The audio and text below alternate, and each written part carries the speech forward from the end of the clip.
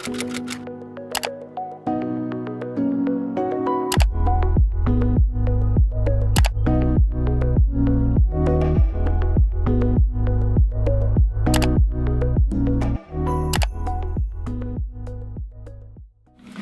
this is Nathan Lehman at the Ultra Running Company, and today we're going to be reviewing the second half of Hoka's racing lineup, the EVO Rehi.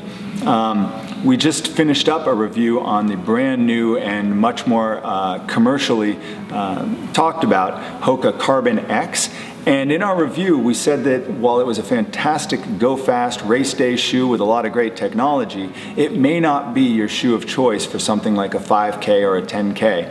And so we really felt like we ought to be doing a follow-up review on the shoe that we really are enjoying for that type of distance, the EVO Rehi. So from a Ultra Running Company standpoint, the EVO Rehi is a transitionally cushioned, low drop road running shoe. So let's look at what that means. First of all, this shoe has a 24 millimeter stack height in the back. The stack height is how much rubber there is between the ground, the contact area, and your foot.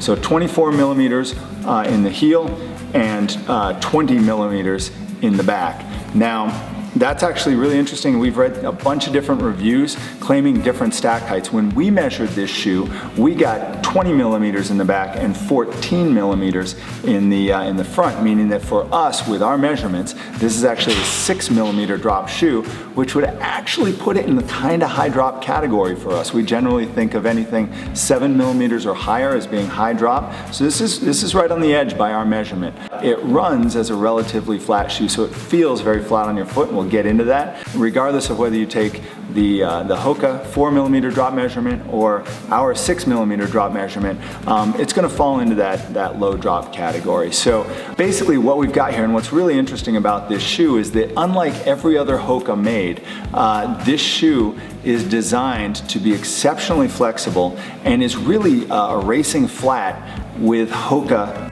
DNA in it. So when Hoka puts things in their EVO line, it means that they're making it for their athletes for a higher price point, and that they're trying to do something that will catch people off guard and be a little more sporty. So the really amazing thing about this shoe, and pardon a little bit of the wear here, but what's amazing is you'll see this kind of checked out sections of the shoe. Those actually go through. There's not what we call a strobel board in this shoe. So generally what you have is you have tread, midsole, a strobel board, which is a harder piece of plastic, rubber, something along those lines, right above the actual cushion, and then you have your insole over that strobel board. This particular shoe gives that up completely, which means it's exceptionally flexible. Basically, what you see is what you get on this shoe. The entire bottom, instead of having tread rubber, midsole, strobel board, is really just midsole. Your foot sits on the insole, which rests right on the midsole.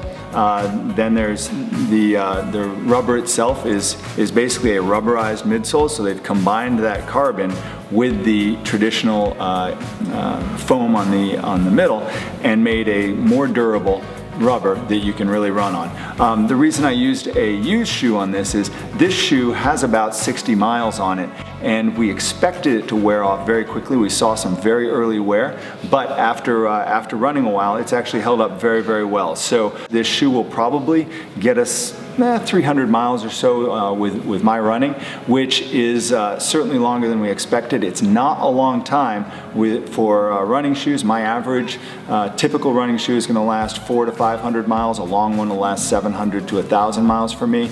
This is definitely on the lower end there, but this is really a race day shoe.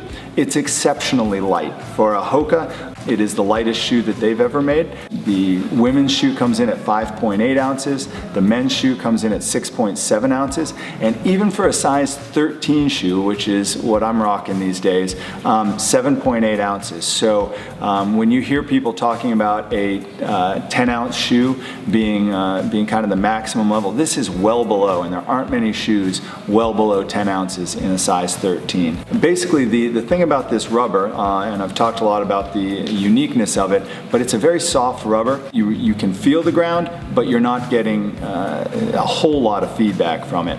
Where this shoe does exceptionally well is when you get down to 7-minute miles or faster.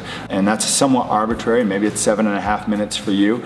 But once you start running quickly in this shoe, the rubber compresses and rebounds at a really nice rate and kind of pops you right off of it. It's a really unique feeling, certainly unique for Hoka, pretty unique amongst all the shoes that we test. So what that means is that even though this is super flexible, kind of going against that carbon plate theory that's in the market right now, even though it's super flexible, we find at speed this really pops off very nicely and becomes a very nice kind of race day shoe. Moving from the cushion to the upper, Hoka's gone all in on this upper. It's what they call a matrix upper.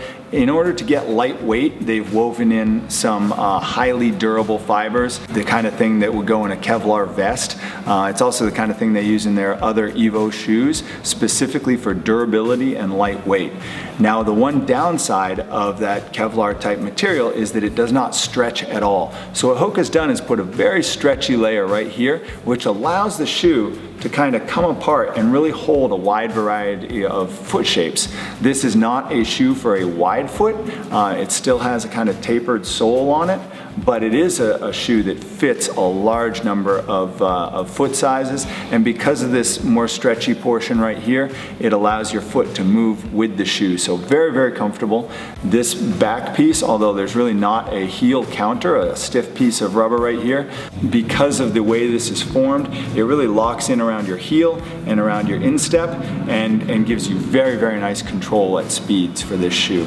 So we thought it was really interesting for Hoka to come out with 2 different race day shoes in about 6 months. Certainly they led with the EVO Rehi about 6 months ago, and it's been a pleasure to run in. Now they've introduced the Carbon X, but we think those 2 shoes are going for a very different market. Again, this one, probably 5K to 10K. You could certainly run a half marathon. We've had some people run marathons in it, but then that flexibility is going to call for a little more muscle control in your feet. So make sure that you've worked up to those distances before you're wearing a shoe with this much flexibility. At that point, in the 10K to marathon distance, the Carbon X will take over and become your race day shoe in that. So 2 different approaches to one challenge, and we think Hoka's done a really nice job with both. This shoe comes in at $140. It's about $40 less than the Carbon X. It's not an inexpensive shoe. It's actually pretty pricey for a race type shoe that's only going to last 200 to 300 miles,